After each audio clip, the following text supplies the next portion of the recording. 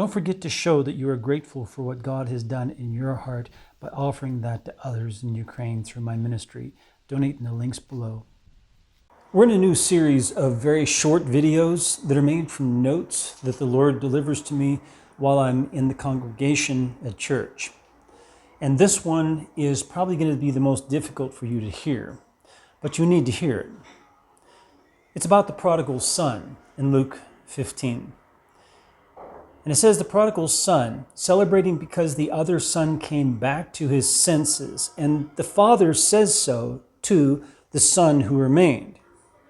And he puts it in the metaphor of my son was dead and now he's alive. Well, if you're like me, every time I heard that, every time I read that, it bothered me very deeply.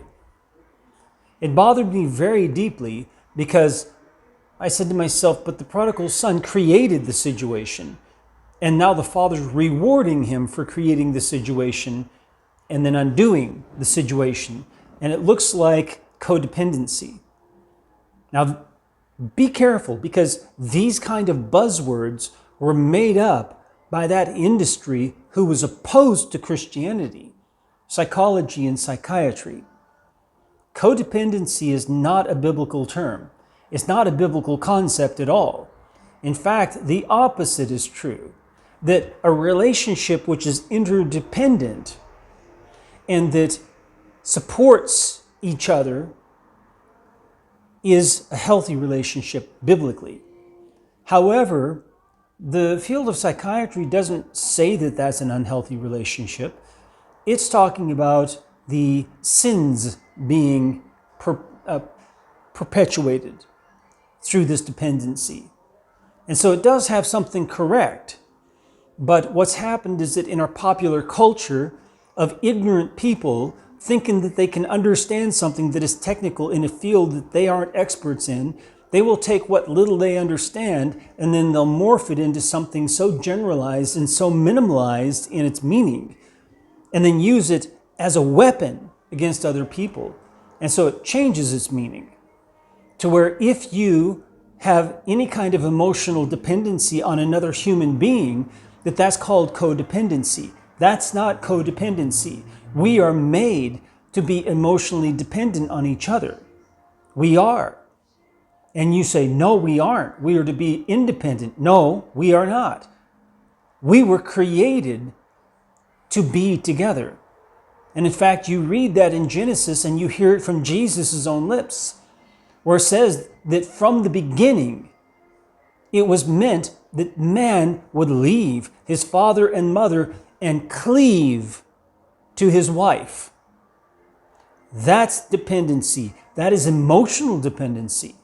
It's relational dependency because it's more than just emotions as well. And so if you think that we are not supposed to be emotionally dependent on each other, then you will never, ever, ever succeed in a relationship. All your relationships will be at a distance. All your relationships will be in an outside world, and you'll have some sort of inner world, not inside you, but around you. And you'll keep everyone at a distance, and you will never, ever, ever enter into a real relationship. So, if this story of the prodigal son bothers you, that the prodigal created the situation in the first place, then who created your sinful actions? Now notice, the problem which I had, and which I'm sure that some of you feel about the prodigal son story, is that he created the situation and then he reversed it and he was pretty much rewarded for that. It's like rewarding him for having spent the father's inheritance that he took with him, all that money. He just wasted it and blasted it and then came back. Yes, he was humble coming back, that's true. But the father just treated it like, well, he didn't really do anything bad. And so the question is this: when you did something bad, who did it? Wasn't it you? Didn't you? And yet you were forgiven. You were forgiven. Our Father in heaven welcomed you gladly with open arms. Even though you were the one who created this situation in your life, you were the one who sinned. You were the one who created the temptation, the piercings, as it literally says in the Greek. You created it. Jacob, aka James, the first chapter, says that whenever someone's being pierced, he's being pierced when his own lusts create a decoy that is not God and drive you to rush in with hard breath to sacrifice. And then you conceive with your lust together a kind of child, which ends the pregnancy in death. That's what he says. Go read it. Best place to read it is the Rooted Word. Go to therootedword.com/TRW, which stands for the Rooted Word, and you'll get to our live Bible translation. It's not finished, but the book of Jacob, aka James, is finished. And you can read the entire book. In the Common English is best because that's the easiest to understand. There are two versions, Common English and Precise English. Precise is closer to the Greek. Common is more Common English. Read it in chapter 1 and you will hear the mechanism of how temptation is turned to sin and where temptation comes from. So since you were forgiven of your sin, which you created, just like the prodigal son created his, and yet you were forgiven, how can you not understand the gladness of the father in the parable of the prodigal son and his chastisement of the brother for not being glad and forgiving? Have you forgotten that you have been cleansed of your former sins? I had to be confronted with that, with this repeated feeling about the prodigal son's brother. Every time I heard or read that story, I loved the story, but that part really rubbed me raw.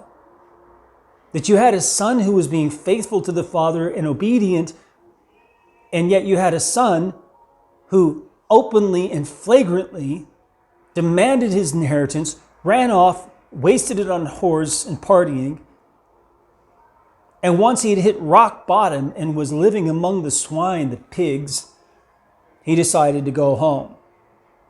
Yes, in humility, willing to take even the position of a servant. But there's no getting around the fact that he wasted the inheritance and blew the money on pleasure. And yet, when I'm faced with my sin, the sin that I did, it was on pleasure. Whether it was the pleasure of anger or the pleasure of lust, or whatever the pleasure was in particular that your sin was based on, you gave yourself over to it as the prodigal son gave himself over to his. And yet you were welcomed back and forgiven. How can you not remember that you were cleansed from your former sins? Go read 2 Peter 1:9. Empathy is the way of understanding. It's the way of the cross. Think of Jesus. Empathy. He went to the cross out of empathy. He did not have to be empathetic towards you, but he chose to be, in spite of you not deserving it, because you purposely chose to go sin. And yet he chose empathy. And you must choose empathy as well. And you must go the way of the cross in empathy. May the Lord bless you as you seek him with all your heart.